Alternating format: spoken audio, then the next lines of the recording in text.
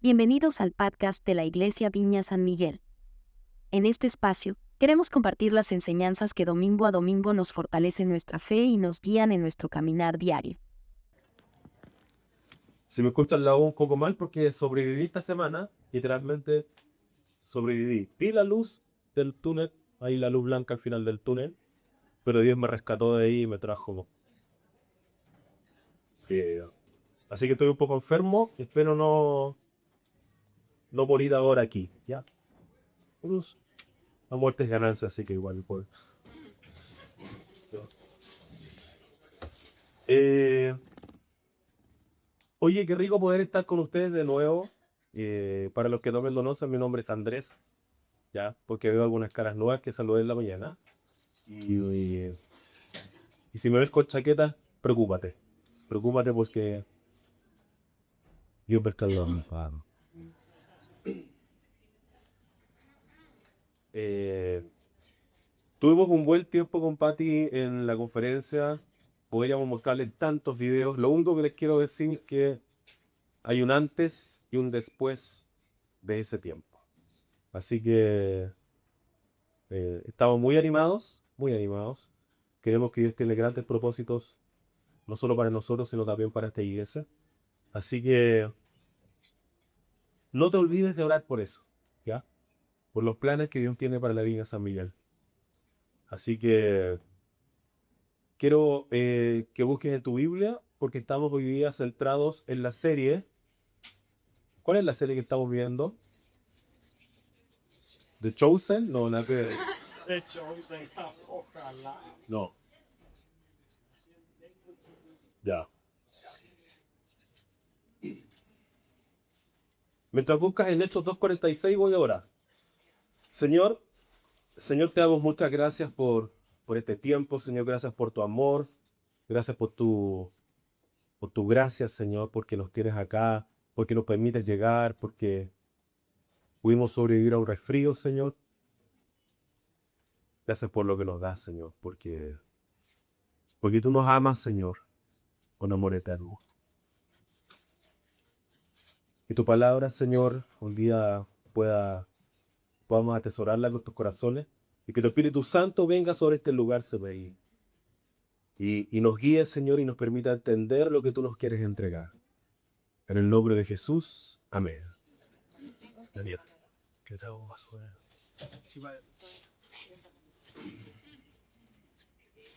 Hechos 2:46. No dejaban de reunirse unánimes en el templo ni un solo día.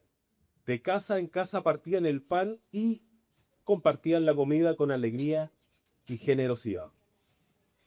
Este versículo lo hemos estado leyendo así como ya últimamente que él se llenó, ¿cierto? Y hemos predicado o enseñado acerca de 2 o 3 versículos de los últimos 2 meses, ¿no? ¿Ya? También los primeros días de mayo recuerdo compartir con ustedes acerca de la iglesia. No sé si se acuerdan lo que es o no es la iglesia, ¿no? Eh, ¿Qué es la iglesia desde la perspectiva del reino? Buena pregunta, ¿no? ¿Qué es la iglesia desde la perspectiva del reino? Y saben que muchas veces siento que se produce un malentendido religioso, porque pensamos que, número uno, reducimos la iglesia a una estructura. Incluso nos sale natural decir, voy a la iglesia, ¿no es cierto? Entonces asociamos implícitamente que la iglesia es este lugar, ¿ya? O pensamos de que es la liturgia del domingo en la mañana desde las 11 hasta la 1 más o menos. El 3 de mayo fue cuando les compartí esto y esa vez les dije que la iglesia no es un edificio o un destino. No es un lugar al que vas el domingo. Muchas gracias. Tampoco es una institución o una empresa. No está enfocada en programas, presupuestos o edificios. Tampoco es un evento. No es una producción de 90 minutos o 120 minutos que tiene espectadores. Y tampoco es un fin en sí mismo. Nosotros no trabajamos para que la iglesia crezca. Y aquí, wow, si tú piensas que todo lo que hacemos el día domingo es porque esta iglesia tiene que crecer, No es así. No es así. Perdón por defraudarte, ¿ya? Pero nosotros no trabajamos para que la iglesia crezca. En cambio, sí, ¿qué es lo que es una iglesia? Es un pueblo en movimiento. Es una comunidad que eres tú mismo en todo lugar. Es un organismo, pero es un organismo vivo, enfocado en las relaciones y en la vida del reino del Espíritu Santo. Y es una forma de vida, una participación diaria donde todos jugamos. ¿Han escuchado esos términos en la viña?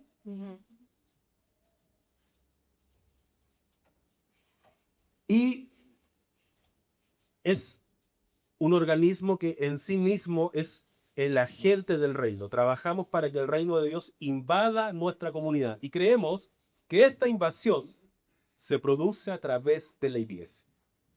¿Sí?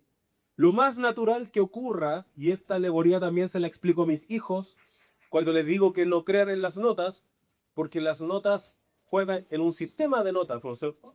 Por lo tanto, si el sistema te mide en notas, tú dale notas. ¿Sí?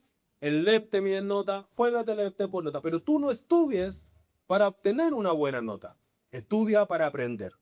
Y lo más probable que ocurra es que si tú aprendes, la consecuencia natural de ese aprendizaje va a ser una buena nota, ¿no es cierto? Lo mismo pasa con la iglesia. Nosotros no trabajamos para hacer crecer la iglesia, trabajamos para expandir el reino de Dios. Y lo más probable que ocurra es que en ese anhelo de expandir el reino de Dios a otras personas, la iglesia crezca, ¿sí? Pero el foco no está centrado en el crecimiento de la iglesia. Así que si tu esfuerzo estaba en hacer crecer la Villa San Miguel, muchas gracias por ese esfuerzo, pero tu esfuerzo debe estar centrado en expandir el reino de Dios. ¿Sí? Nosotros en la Viña San Miguel pertenecemos a una comunidad de iglesias, a una asociación de iglesias, que en Chile hoy día somos más de 35, somos 35 iglesias, y hoy día debería estar nombrándose la iglesia número 36, ¿ya? Con varios proyectos en curso.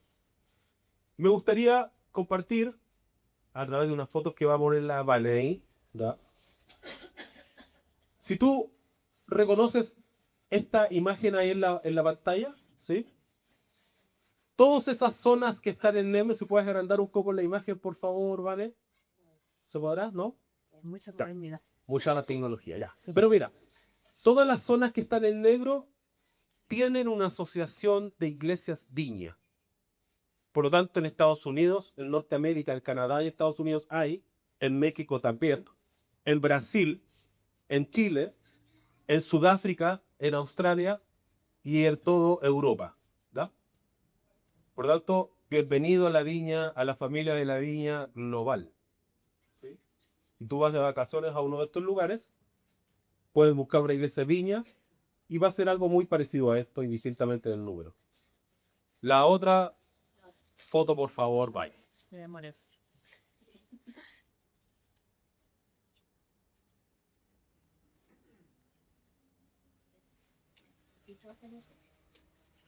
En estas imágenes que están aquí, donde está el naranja, hay presencia de la viña como iglesia, pero no están organizados a través de asociaciones. ¿Sí?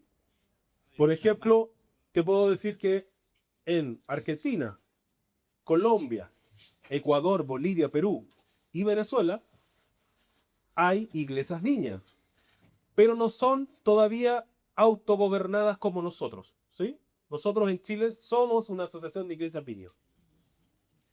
Por ejemplo, en Argentina y Colombia son ahijados de Estados Unidos. Perú, como Iglesia Viña en Perú, son ahijados del Reino Unido. Nosotros plantamos hace tiempo, de hecho fue esta iglesia, la Viña San Miguel, que plantó una iglesia en Paraguay. Y en Paraguay hay presencia de la viña, sí, pero es apenas una iglesia. Y hoy día están plantando la segunda iglesia. Y también nosotros, como Viña Chile, estamos plantando una iglesia en Uruguay. ¿Sí? Por lo tanto, Uruguay y Paraguay son partnership, que es lo que se denomina de nosotros los chilenos. Ya. Ahora, la siguiente imagen, Vane, porfa. En la siguiente imagen, si yo superponemos los colores negritos y los colores naranjo que vimos ahí, te vas a dar cuenta la presencia que tiene la iglesia Viña en todo el mundo. ¿Sí? ¿Lo puedes ver ahí? En todos esos lugares, incluido el Himalaya, está la iglesia Viña. Increíble, ¿no es cierto? ¿Lo habías visto así alguna vez? Así que si alguna vez vas al Himalaya, busca la iglesia Viña. No te pongas a gritar, sí, porque en los Himalayas está penado el cristianismo, por lo tanto, es una iglesia clandestina, ¿ya? No tiene la bendición por la cual nosotros contamos de poder libremente congregarnos, ¿ya? Pero también hay presencia ahí de la iglesia. Aclarado el punto, pude identificar tres, digamos, contextos de la palabra iglesia, ¿ya? Y luego voy a adentrar en lo que quiero enseñar hoy día respecto de el reino del living. Así le puse el reino del living a esta enseñanza. Porque justamente hoy día vamos a hablar un poco de los grupos pequeños, ¿ya? Pero quise hacer esta introducción de dónde viene la viña porque más adelante vas a saber tú dónde se originó la viña, ¿ya? De dónde salió. Entonces,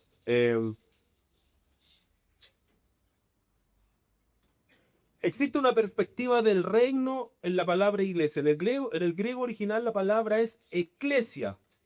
No era un término religioso, sino civil. ¿Sabían eso tú? La palabra iglesia nosotros de repente la atribuimos como algo religioso, pero el origen de la palabra, que es griego, tiene su origen en un aspecto civil, y es la asamblea de ciudadanos convocados para gobernar.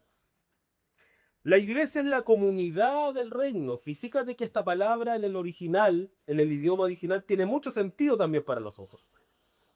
El significado original de eclesia se desglosa en tres dimensiones profundas. La primera es el significado mismo de la palabra, que es la raíz etimológica.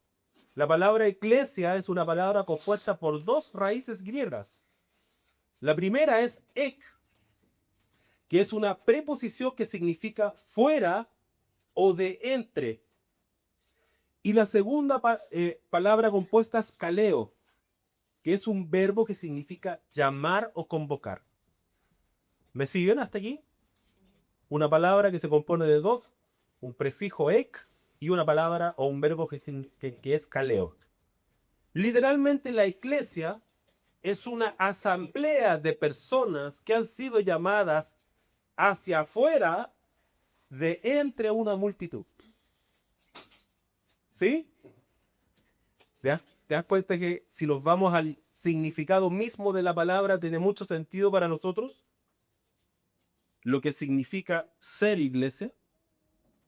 Y quiero que te quedes con este concepto en la mente. Fuera. Vamos a ir más allá de lo. Existe otro contexto.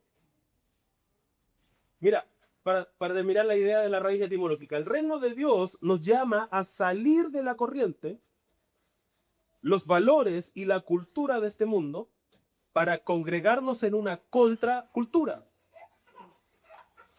Yo le he explicado varias veces a ustedes, no solamente yo, Esteban y Barry, y los que enseñamos en general, que nosotros somos contraculturales. Y la otra vez me tocó conversar con una persona que integra uno de los equipos de trabajo y me contaba que él no estaba muy bien y me pidió un consejo. Y yo le dije, ¿sabes qué? Tú sabes que yo soy cristiano. Por lo tanto, mi consejo va a ser nada de lo que te esperas que te aconsejo. ¿Ya? Porque si mientras todos te aconsejan y que no sufras y sepárate, adivina qué te voy a aconsejar yo. Porque soy un ciudadano contracultural, ¿sí? Mientras todos velan por el orgullo, por el yo, por el bienestar personal, nosotros como cristianos vamos contra corriente, porque somos contraculturales.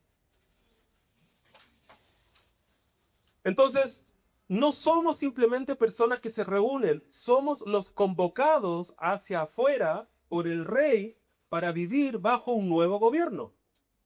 ¿Amén? Y me gustaría que tomaras nota de esto porque son frases que de repente se me ocurren, no siempre, por eso que las anoto. Así que las tengo aquí. Ya. Así que anota esto, somos los convocados hacia afuera por el rey para vivir un nuevo gobierno. Ya. Y esto suena un poco político, ¿no es cierto? Cuando recién asumimos en marzo un nuevo gobierno. Pero me refiero a un gobierno espiritual. ¿Sí? Hemos definido nosotros la teología del reino de Dios. Más que definirlo, nosotros como Iglesia Viña creemos y adoptamos la teología del reino, que no es propia de la Viña, tengo que decirlo. ¿Ya? Pero el fundador del movimiento de la Iglesia Viña, John Wilber, fue quien se volvió loco por esta web. Vamos a decirlo así, un buen chipero. Ya. Entonces, le hemos explicado que para nosotros, y lo que define la teología del reino es que el reino de Dios está en constante conflicto con el reino del diablo, de Satanás, de este mundo. Entonces, en este choque de reinos, muchas veces se ganan y se pierden territorios. Por eso es que cuando oramos, algunas veces el Espíritu Santo opera y sana, y otras veces no. ¿Sí? Porque hay una tensión constante del reino.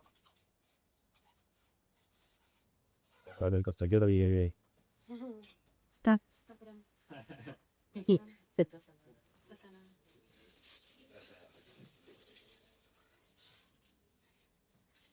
Ya. El contexto civil griego. Ese es el otro contexto. El primero era el etimológico, que era el significado mismo de la palabra, y el contexto civil griego. Yo le expliqué que era una asamblea de ciudadanos, ¿se acuerda? Cuando Jesús dijo, edificaré mi iglesia, la palabra que usó fue esta palabra en griego, eclesia. En Mateo 16, 18 está esto. Anótalo por ahí para que después lo puedas revisar. No estaba usando un término religioso. En el mundo greco-romano, la eclesia era una institución civil perfectamente conocida por todos. Era la asamblea democrática oficial de los ciudadanos libres de un estado. Cuando había que tomar decisiones importantes para la ciudad, como por ejemplo declarar la guerra, hacer tratados, aprobar leyes, administrar finanzas, entre otras cosas, un heraldo caminaba por las calles tocando una trompeta o gritando. Y al escuchar el llamado, los ciudadanos dejaban sus cosas, lo que estaban haciendo, sus asuntos, salían de sus casas y se dirigían a un espacio público, que se llamaba el ágora, para formar la iglesia y gobernar la ciudad. Al elegir esta palabra, eclesia, en lugar de sinagoga, porque Jesús era judío y que era lo más obvio para él asociar la palabra sinagoga, ¿no es cierto? Pero él escogió la palabra eclesia para darle justamente esta fuerza. Cuando Jesús escogió la palabra eclesia en vez de sinagoga, lo que Jesús estaba diciendo era lo siguiente, que mi comunidad no es un club religioso pasivo, que se esconde en cuatro paredes a hacer ritos. No digo que nosotros hagamos ritos por si acaso. ¿Eh? Mi comunidad, dice Jesús, es una asamblea de ciudadanos del reino convocados para manifestar e implementar el gobierno de Dios en la tierra. Amén. Suena como un tragalengua, pero lo voy a leer de nuevo. Mi comunidad es una asamblea de ciudadanos del reino convocados para manifestar e implementar el gobierno de Dios en la tierra. ¿Sí? Por lo tanto, tenemos el punto número 1, que es la raíz etimológica, el significado mismo de la palabra. Número 2, el contexto civil griego. Y número 3, el contexto del Antiguo Testamento, el Cajal. Según los eruditos judíos que tradujeron las escrituras hebreas al griego, ¿cómo se llama esa versión de la Biblia, entre paréntesis? Aquí me veo. ¿Ah? Septuaginta. Muy bien ahí. Usaron la palabra eclesia para la palabra hebrea Cajal. Q-A-H-A-L. Q-A-H-A-L. El Cajal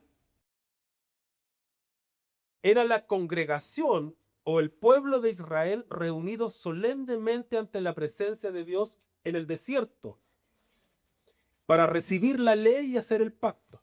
Por lo tanto, para los primeros cristianos que eran judíos, estamos de acuerdo en eso que eran judíos, ¿no es cierto? Por lo tanto, ellos entendían este concepto de la presencia de Dios en medio de su pueblo escogido. ¿Sí? Por lo tanto, para ellos, los primeros cristianos, la palabra eclesia significa somos el nuevo Israel de Dios, el pueblo del pacto reunido en torno a su presencia, empoderados ahora por el Espíritu Santo. ¡Wow! Como dice un amigo ahí con el que compartimos también en Brasil. ¡Wow! ¿Quién lo conoce? ¿Ha visto a Adrián Mellado? Pastor de la Iña Colosa. Y fue mi profe. Ahí se desarrolló una relación de amor y odio. Cuando fue, a ver, lo odié. Pero amo igual, porque Dios me manda a amarlo, así digo. Era como una locomotora, que nos tenía desde las 6:30 de la tarde hasta casi las 11 de la noche. Oye, papá, no se cansaba ese papá. Si me está escuchando, ya darían un saludo, la verdad.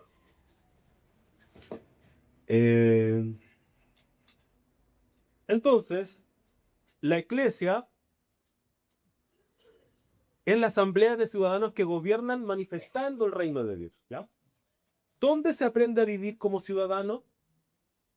No se aprende en el gran senado, aquí. Se aprende en la vida diaria de la comunidad. ¿Sí? Y esto es súper importante que lo tengamos presente porque muchas veces generamos expectativas en lo que es una reunión de iglesia, en lo que significa ir a la iglesia. Pero ¿sabes qué, amigo mío? La iglesia es tanto o más importante que los grupos pequeños. Y es en los grupos pequeños en donde se da realmente la vida de iglesia. ¿Qué? Tú sabes que en la viña somos buenos para comer, ¿o no? Si tú estás conociendo por primera vez la iglesia, las visitas que están hoy día con nosotros, sepan que aquí más o menos van a subir 1 kilo por año si...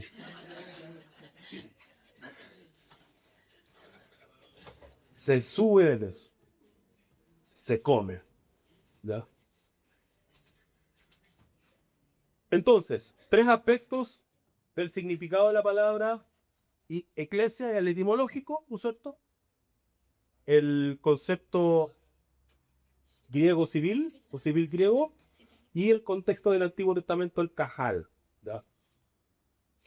Y sabes qué, la iglesia también, como vemos en Hechos 2, del 1 al 4, cuando fue el Pentecostés, adquirió un nuevo combustible.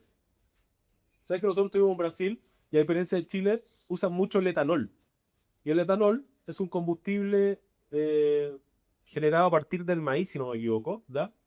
Que permite combustionar motores que usan comúnmente benzina. Por lo tanto, también ellos usan etanol. Tienen benzina, etanol y diésel. Nosotros tenemos diésel y benzina, porque los autos no funcionan con queroseno todavía. Pero los cristianos tenemos benzina, diésel, etanol, queroseno, todos los que tenemos, y más encima, el poder del Espíritu Santo, que es nuestro principal combustible. ¿Sí? ¿Sabes que Pentecostés no fue solo un despliegue de fuego y lenguas? Fue el Espíritu Santo empoderando a seres humanos comunes y corrientes para que vivieran la cultura del reino aquí y ahora. El Espíritu Santo es quien hace posible la vida de comunidad. ¿Amén? Por tanto, tenemos claro qué es iglesia y qué no es, y quién mueve a la iglesia. ¿Sí? A principios de los años 60, John Wimber era un músico profesional de gran éxito en los Estados Unidos. Aquí yo difiero, porque yo creo que nadie lo conocía, compadre. Era conocido en algunos sectores, ¿ya? Pero algunas partes de la historia dicen que lo conocían harto. Yo creo que más o menos no, ¿ya? Pero bueno, era músico. Era el tecladista y arreglista de un grupo llamado The Paramours, que más grande se convertiría en los famosos, y aquí otra vez discrepo, de Wright Brothers. No tengo idea quiénes son, nunca los conozco. Estaba viviendo el sueño del rock and roll, dinero, fama, giras y lamentablemente abuso de sustancias.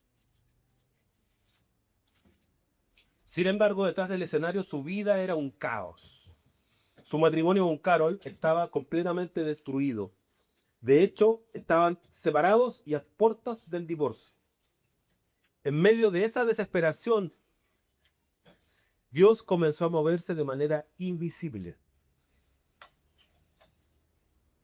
Carol, buscando desesperadamente ayuda, comenzó a asistir a un grupo pequeño, un pequeño estudio bíblico, en una casa liderada por un hombre común y corriente, que se llamaba Gunnar Payne, o Gunnar Payne, no sé cómo se pronuncia, pero bueno. Al ver un cambio en Carol, John, un poco con una mezcla de curiosidad, escepticismo y desesperación por salvar a su familia, decidió acompañarla. ¿Sí? Yo creo que la miró y le dijo, oye, la Carol, lo que están hinchando, ya vamos, yo te acompaño. Pero igual que dentro de sí existía como el anhelo de que quizás esa fuera la instancia a través de la cual pudiera arreglarse la cosa, ¿no es cierto? Imagina la escena, un músico de rock rudo, ¿ya?, lleno de tatuajes espirituales, porque todo su anhelo, ¿no es cierto?, sentado en la alfombra del living de una casa común y corriente, rodeado de un puñado de personas sencillas que simplemente abrían la Biblia. ¿Lo tienes en tu mente? Fue en ese entorno orgánico sin presiones religiosas. Y esto es súper importante porque muchas veces, ¿sabes qué? La iglesia, amo la iglesia, me encanta venir.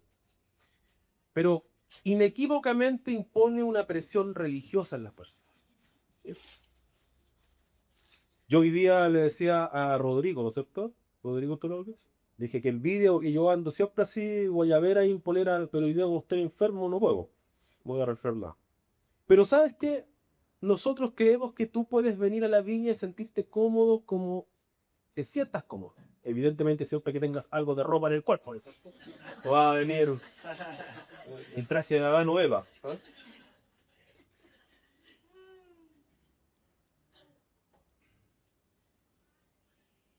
Volvemos.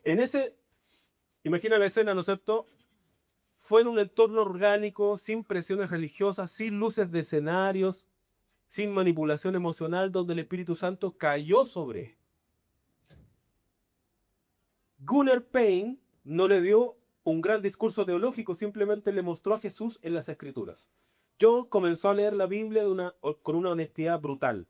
Cuenta la historia que, confrontado por el amor de Dios y el peso de su propio pecado, John Wimber se quebró por completo en esa sala de estar. Lloró tanto que mojó la alfombra. Eso es difícil, mojar la alfombra.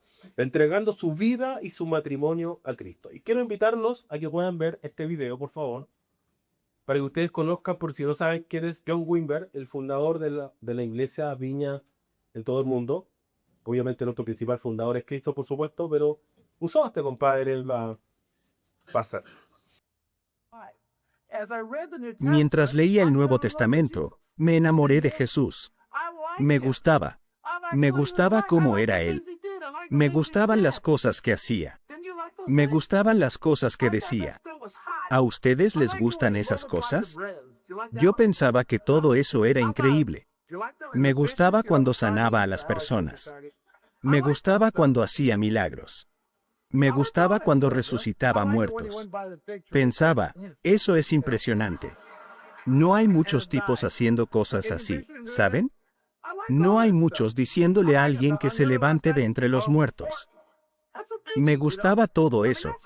Y cuando me convertí en cristiano, pensé que eso era lo que yo también iba a hacer. Pasé varias semanas leyendo el Nuevo Testamento y hablando con estas personas, y pensé, esto es genial. Yo quiero hacer esto. Recuerdo la frustración que sentí las primeras veces que fui a la iglesia. ¿Saben qué pensaba que se hacía en una iglesia? Ahora, esto demuestra lo ingenuo que era. Pensaba que la gente se reunía en la iglesia, la pasaba bien junta, se dividía el territorio y luego todos salían a sanar a algunos enfermos, expulsar a algunos demonios y llevar a algunas personas a Cristo antes del almuerzo. Eso pensaba. Entonces, las primeras veces que fui a la iglesia, iba preparado con esa idea. Pensaba, yo quiero ir a Anaheim, a ese lugar pagano y oscuro cerca de Disneyland. Ahí es donde quiero ir, porque ahí crecí. Pero cuando no lo hacíamos, me sentía decepcionado. Recuerdo que un día le pregunté a un hombre sobre eso. Le dije, ¿cuándo vamos a salir a hacerlo? Él me respondió, ¿a hacer qué? Y yo le dije, ¿cuándo vamos a salir a hacerlo? Él me dijo, tú no tienes que hacerlo. Solo tienes que creer que ya fue hecho una vez. Eso es triste, ¿no? Durante el año siguiente descubrí que llorábamos por eso, cantábamos sobre eso, predicábamos sobre eso, orábamos por eso, dábamos ofrendas para eso, pero nunca lo hacíamos. Nunca llegábamos a hacer las cosas que Jesús hizo. Y en ese proceso me fui desilusionando. Ahora, cuando yo trabajaba para el diablo, él sí me dejaba hacer sus cosas. Pero cuando vine a trabajar para Jesús, no querían dejarme hacer las cosas de Jesús. Y necesito decirles la verdad. Yo me uní para hacer esas cosas. ¿Ustedes no?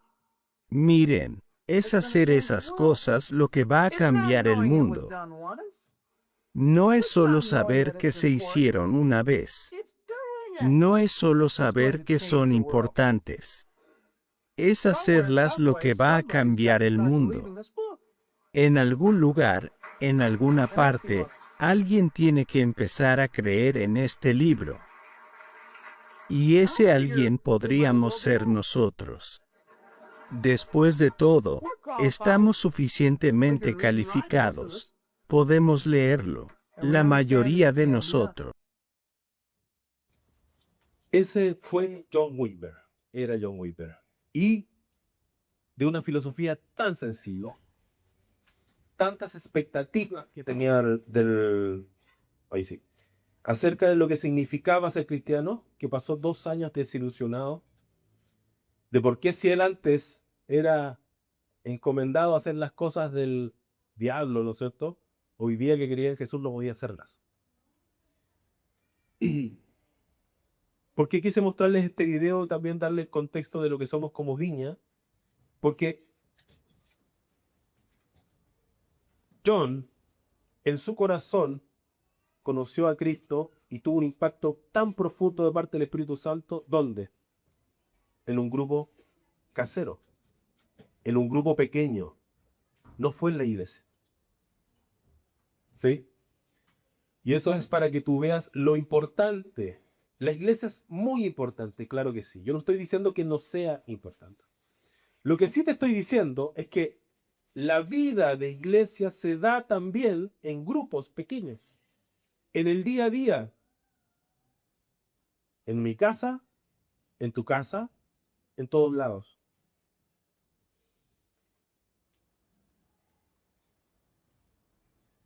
John decía, la iglesia en pantuflas. Wimber solía decir, que la iglesia debía ser tan natural, relacional y cercana que perfectamente podías vivirla en pantuflas. Así como estás en la sala de tu casa, como estás en tu dormitorio, no tiene que ver con el edificio. El poder del Espíritu Santo no requiere un edificio sagrado. Requiere corazones disponibles en torno a una mesa, en una conversación, en el living de tu casa. Y también otra de las frases de John era el altar del comedor. Yo creo que era medio gordito porque igual era bueno para el diente, pero para John el ministerio no pertenecía a los profesionales de la religión, sino a todos los creyentes comunes y corrientes. Y el mejor lugar para entrenar a los santos es el grupo pequeño, donde puedes equivocarte, donde puedes pedir perdón, donde puedes sanar y adorar en comunidad. ¿Sí? Nosotros en adoración entrenamos mucho en los grupos pequeños, porque ahí podemos cometer errores. No podemos equivocar con las notas, podemos empezar la canción de nuevo y nadie los va a mirar feo, ¿no es cierto? Y siempre le digo a los muchachos, la reunión del domingo no es una reunión para equivocarse, pero sí lo es una reunión de grupo casero. Si tú quieres aprender a enseñar, anda a un grupo casero. Difícilmente vas a tener aquí una oportunidad de enseñar si vienes llegando así como, "Oh, sí, que habla bonito, ya ven a enseñar". No va a ser quizás esta la instancia, pero sí a través de un grupo pequeño. ¿Sabes qué? Hechos 2, 46 no se quedó atrapado en el primer ciclo. El mismo Jesús que caminaba de casa en Jerusalén entró a la sala de estar de John, quebrado en 1963, y sigue entrando hoy a cada hogar que abre sus puertas para compartir con otros acerca de la vida del reino de Dios. Amén. 4 aspectos claves de los grupos pequeños. La doctrina de los apóstoles. En ese tiempo, recuerda que estamos hablando de los primeros cristianos. ¿Cuál era el contexto de los primeros cristianos? Personas que esperaban un Salvador, un Mesías, y que conocieron a Jesús, que al final como que lo miraban así, sí, puede ser, ya. No estaban muy seguros, pero finalmente creyeron que era el Mesías. Vieron los milagros que hizo, la vida que tuvo, el poder, el impacto en las personas, y luego, como decimos los chilenos, el loco murió. ¿Me siguen o no? El compadre murió, po. El por nuestro, ¿eh? ¿Cómo quedaron los discípulos? De un estado de incertidumbre a full creer y verlo morir. Por lo tanto, encima la gente estaba animada, había un hostigamiento social, ¿no es cierto? Por lo tanto, no, lo que menos querían era como figurar entre aquellos que rodeaban a Jesús, pero al mismo tiempo anhelaban ser como Jesús.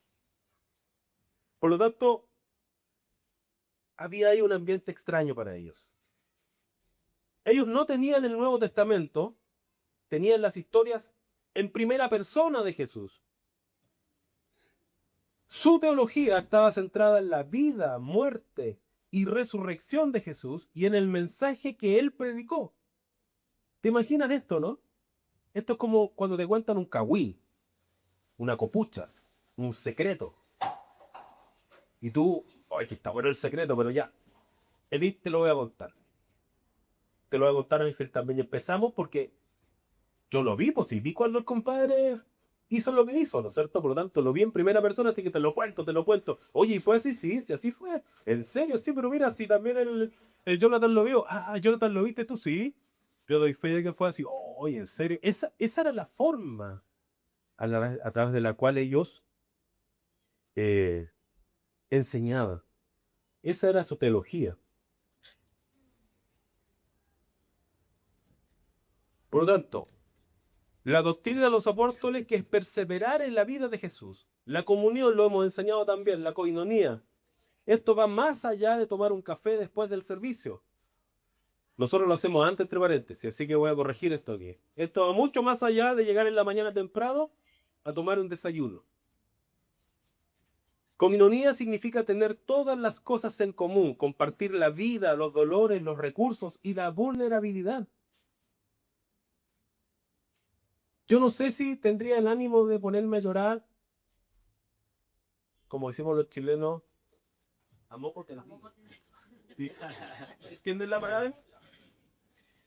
Yo no sé si me animaría a llorar así aquí, pero quizás sí en una reunión de grupo casero. ¿Sí? Porque es más íntima. Y personalmente lo hemos hecho. Y ha sido tan sanador. Tan rico poder ahí compartir y sentirse vulnerable con otro.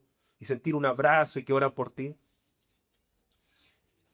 La doctrina, la comunión, el partimiento del pan, la mesa era el lugar teológico por excelencia de los primeros cristianos. Era la excusa para juntarse. Ahí nosotros aplicamos la misma técnica. De hecho, yo siempre digo, si tú vas a mi casa, o vas a nuestra casa con Pat y con Daniel, siempre vas a encontrar algo para comer.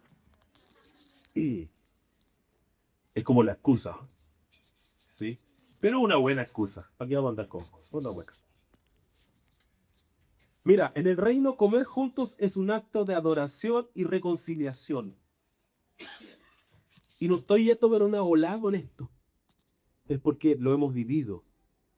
En la mesa nos reconciliamos. Adoramos juntos, compartimos. Incluso Jesús lo hacía. Por tanto, de cierta forma también estamos recordando a Jesús al hacerlo. Y también las oraciones. No solo oraciones individuales en el secreto de nuestra habitación, sino el clamor comunitario también desata el reino de Dios. Mira, Alexander Fenter, que también es otro gran teólogo que actualmente está vivo por lo demás, ¿ya? Y comparte con nosotros muy seguido, se refiere a esto como la celebración macro y la celebración micro. Cuando se refiere a perseverar unánimes juntos en el templo, él lo denomina lo macro. Esto es lo macro. Nos reunimos, adoramos juntos, celebramos, escuchamos la enseñanza, nos reímos, compartimos, nos tomamos un café. Esto es lo macro. Pero también el reino de Dios se compone de aspectos micro, pequeños. Y el templo sabe que este lugar es demasiado grande para ser vulnerable. Si tú puedes y quieres hacerlo, no hay problema. Pero como que no hay un ambiente muy especial para eso. No sé si te animarías a confesar tus pecados, por ejemplo, aquí delante de todos. Cosa que sí podemos hacer en un grupo casero. En un grupo casero podemos levantarnos y decir, hoy sabéis que me maté un condoro esta semana. ¿Y qué pasó? Lo voy a contar. A lo veía un perrito a la mala aunque estaba alojado. Uy, en serio, sí. Oye, gallo. No sé si alguien contaría algo así aquí. ¿Ah? La Pati y Iván. Iván, ¿cuántos perritos tomaste para semana? Uno o dos.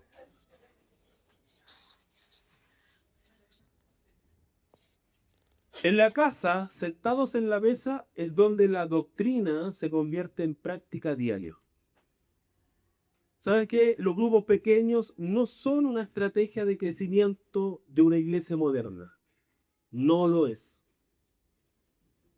Es la infraestructura original del reino de Dios. Cuando nosotros vamos a un grupo pequeño, lo que hacemos es volver al origen de lo que fue la iglesia en su inicio. ¿Ven? No estamos inventando la rueda. No es una estrategia para crecer el número. ¿Sí? Vamos a abrir grupos pequeños porque si abrimos grupos pequeños la gente va a llegar. No es ese el objetivo del grupo pequeño. Lo más probable que ocurra es que la gente llegue y el grupo pequeño crezca. Volvemos al ejemplo que les di al inicio. Es una consecuencia natural, pero no es el objetivo. ¿Y sabes qué? Imagínate esto. Primeros cristianos, decepcionados, animados, lo vieron partir, lo vieron resucitar. ¿No faltó uno ahí que le dijo al Señor? Ah, sí. Imagínate en ese escenario. Las casas permitían que la fe fuera orgánica, familiar, descentralizada y altamente relacional. Comer juntos con alegría y sencillez de corazón derribaba las barreras sociales del Imperio Romano. ¿Sabes que en torno a una mesa tú podías encontrar esclavos y amos? Tú podías encontrar políticos y gente común y corriente. Podías encontrar gente poderosa y gente que no era poderosa. Fíjate lo que provoca una mesa. Que todas las personas estemos en igualdad de condiciones. Así que, y ya con esto vamos terminando. Esa es la frase buena, ¿eh? Porque ahí ustedes se acomodan. Entonces, ¡ay, qué rico! Sigo. Vamos terminando.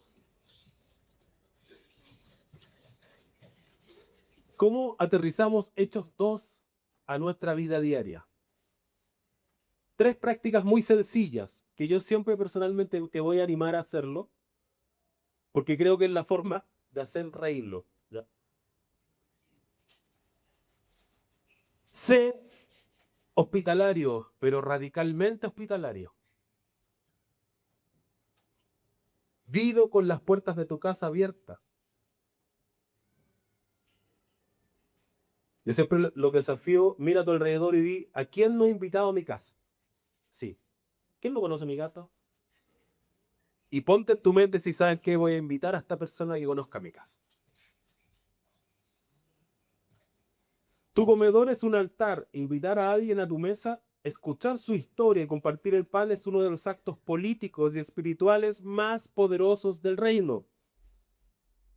¿Sí? Muchas veces uno piensa que la campaña evangelística, un estadio lleno, es lo más efectivo que podemos hacer. Y no es así.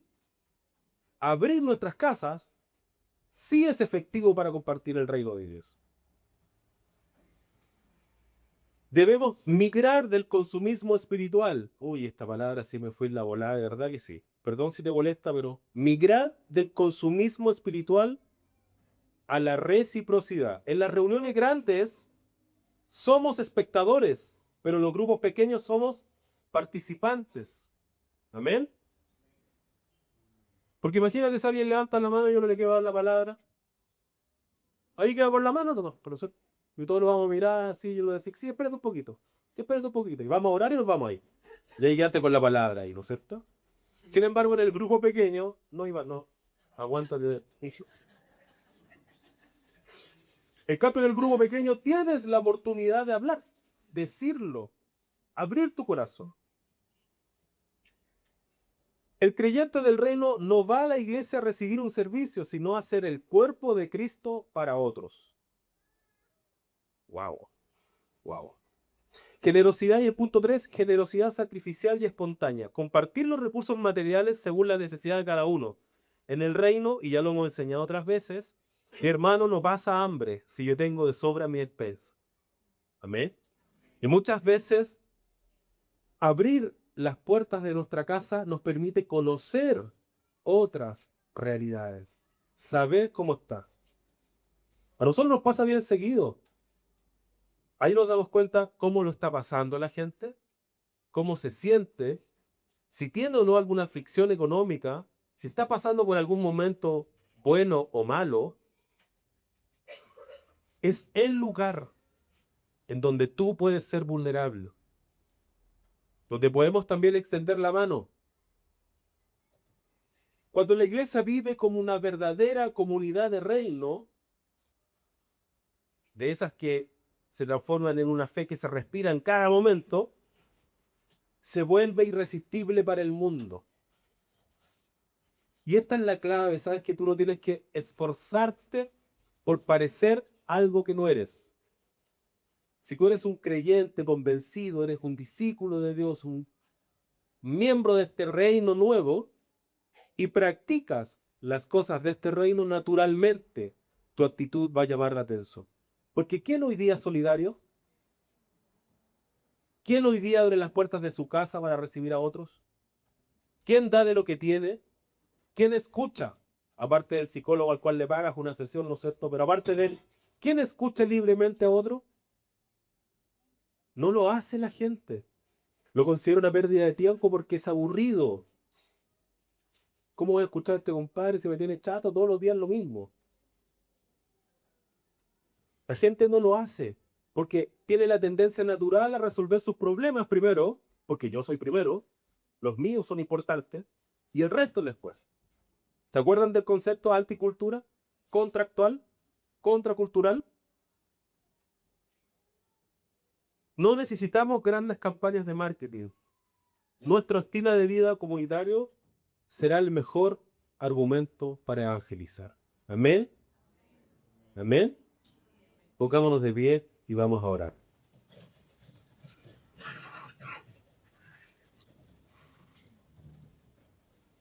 Puedo pedir que puedas cerrar tus ojos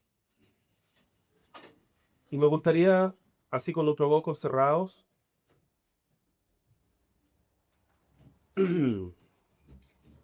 Si algo de lo que he hablado hoy día te hace sentido en tu corazón, sientes que Dios te está invitando a ir más profundamente en una relación personal con Él, si sientes que Dios te está llamando literalmente a abrir las puertas de tu casa porque a lo mejor has estado en tu zona de confort y te sientes desafiado, ¿sabes qué? Yo te quiero pedir que, así como estamos con nuestros ojos cerrados, levantes tu mano porque queremos orar por ti. Queremos orar por ti para animarte. Queremos orar por ti para pedirle al Espíritu Santo que venga sobre ti.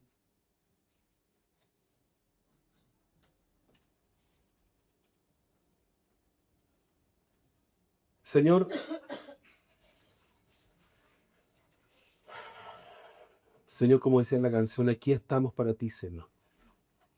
Aquí está tu pueblo reunido, Señor. En donde también somos iglesias en este lugar. Espíritu Santo, ven ahora sobre cada uno de nosotros. Ven, Espíritu Santo, ven.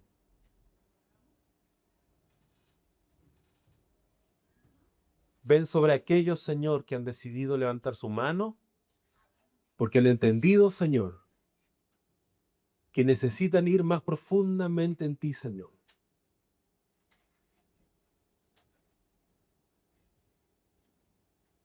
Ven, Espíritu Santo.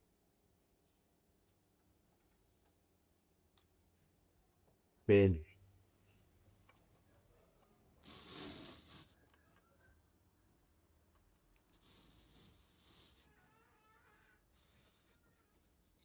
Recorre nuestras vidas, Señor. Recorre este lugar. Muévete libremente, libremente. Nuestro corazón. Más de ti, Señor. Más. Señor, oramos, Dios. Porque como iglesia hemos entendido, Señor, que nuestro actuar como creyentes no se circunscribe, Señor, a lo que podamos hacer en estas cuatro paredes, Señor, sino que va más allá, Señor. Somos iglesia en la calle, somos iglesia en nuestras casas, en nuestros trabajos, cuando jugamos fútbol, básquetbol, cuando nos juntamos con nuestros amigos. Señor, somos tu iglesia, Señor. Nosotros,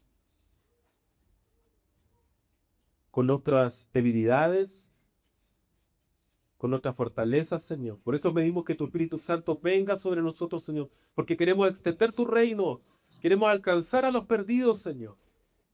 Pero muchas veces no nos animamos, Dios.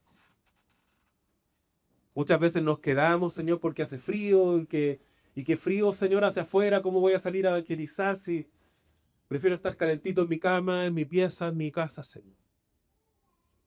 ¿Y cuánta gente necesita escuchar de ti, Señor? Señor, muévenos, incomódanos espiritualmente, Señor.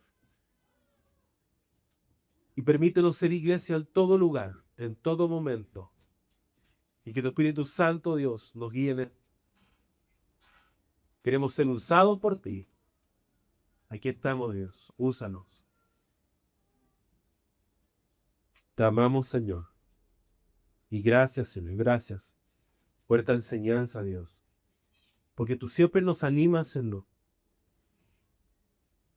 Gracias, papá. Te amamos. En el nombre de Jesús. Amén. Amén, amén.